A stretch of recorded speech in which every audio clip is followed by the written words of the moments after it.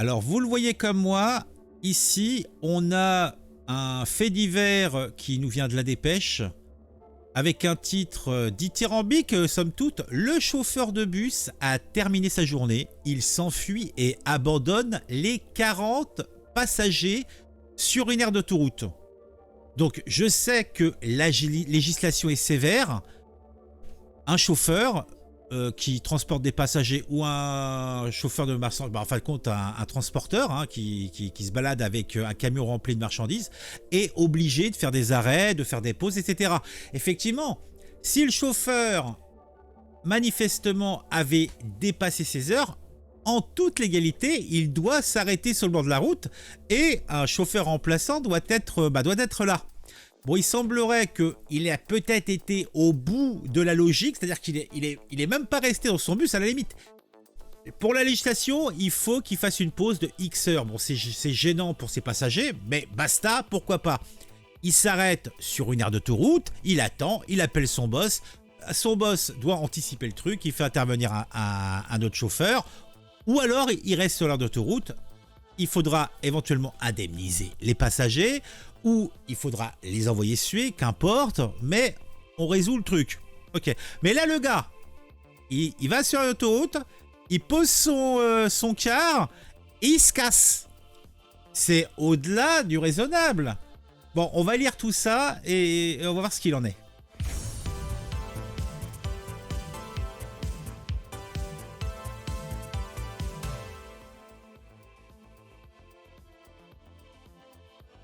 Un groupe de retraités, en plus ce sont des retraités de retour de vacances, a été abandonné sur une aire d'autoroute sans nourriture. Le conducteur qui avait terminé sa journée s'est enfui. Bon, si il les a abandonnés sur une aire d'autoroute, je suppose quand même qu'il a été urbain, il s'est arrêté à une aire d'autoroute où il pouvait se substanter. Ah non, il les a abandonnés sur une aire d'autoroute.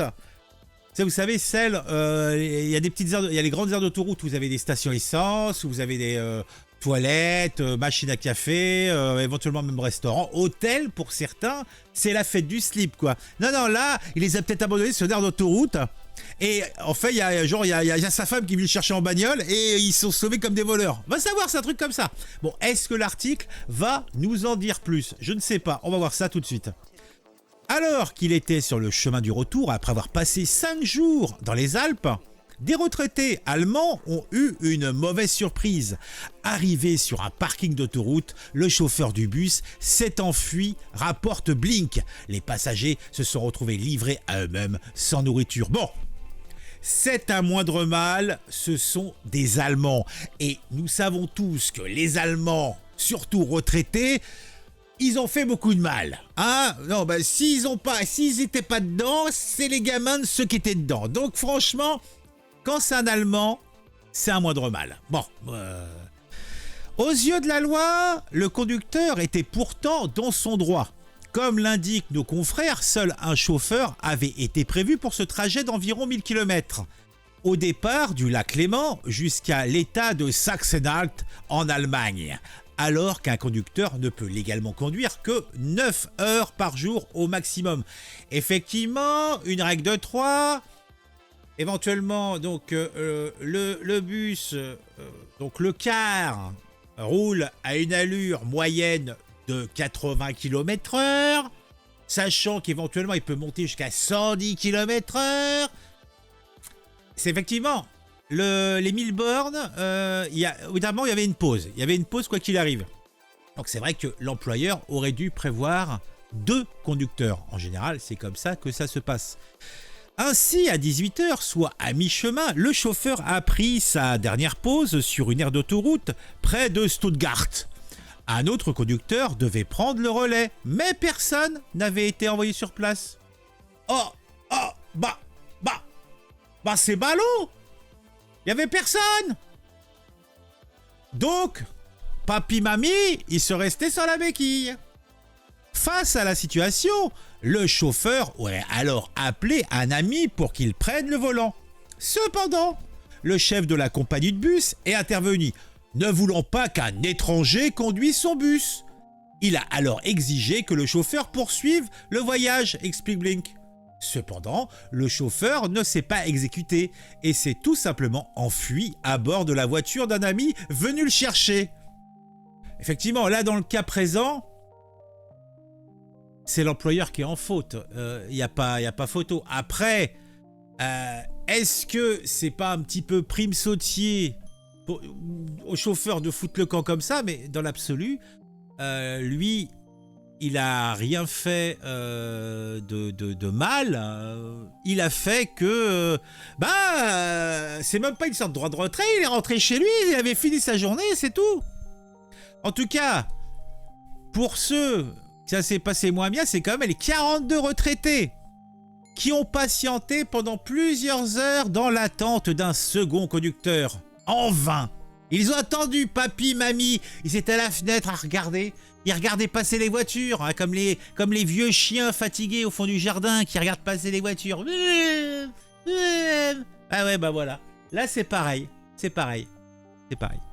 Donc, les 42 retraités ont patienté pendant plusieurs heures dans l'attente d'un second conducteur qui n'est jamais venu. En vain. Vers 22 h, ils ont fini par appeler la police.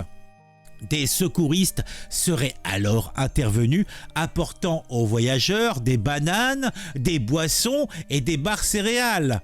Ouais, en fin de compte, quand on va au zoo, on amène des bananes, des barres céréales et des boissons pour les singes derrière. Bah, c'est pareil, les petits vieux, c'est comme les petits singes. Voilà, des Ouistiti. Bah, c'est des vieux Ouistiti.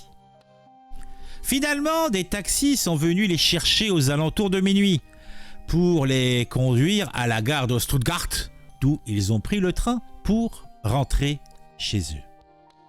Eh ben, mais quelle affaire, Alors, on a eu des gens qui ont donné leur avis, 57 commentaires, et ben dis donc, ça fait causer, ça fait jaser cette histoire. Ça fait vraiment jaser. Alors, qu'est-ce qu'ils ont dit ? Moi aussi, abandonner sans nourriture de 18 à 22 heures, quand on pense que certains seraient heureux de faire au moins un repas par jour. Il semble que 4 heures sans pour la DDM est inadmissible. Je ne sais pas ce que ça veut dire la DDM. Dites-moi en commentaire ce que ça veut dire la DDM, n'hésitez pas. Youk, que se serait-il passé si un passager avait pris le volant? Le conducteur a dû laisser les clés. Dépassement de temps de conduite interdit en grosse sanction et surtout très très risqué. Dépassement, amplitude, amende seulement, payé par le fautif, en l'occurrence le patron. Bien évidemment, cela en cas de contrôle. Le conducteur aurait dû rester et prévenir les autorités, point barre. Ceux qui parlent ne connaissent pas le métier ou bien sont dans le transport de marchandises. Eh ben dis donc. En fait, il y en a qui, quand tu lis les commentaires, tu te dis, ils jouent leur vie, quoi. Ils jouent leur vie. Bon bah, je pense qu'on a fait le tour. En tout cas, bon... Comme je l'ai dit, c'est un moindre mal, ces retraités étant allemands. Cependant, bon, ça reste quand même... c'est comme des vieux Ouistiti, comme j'ai dit, donc c'est quand même triste. Si cette petite vidéo vous a plu, n'hésitez pas à mettre un j'aime, n'hésitez pas à mettre un commentaire, n'hésitez pas à partager celle-ci autour de vous.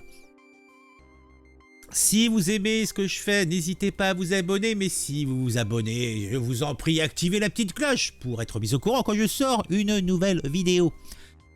Mettez un commentaire, mettez un j'aime, c'est le plaisir, c'est l'amour, n'hésitez pas. On se retrouve très très vite pour une nouvelle vidéo sur un sujet qui m'aura intéressé et qui, je l'espère, vous intéressera aussi.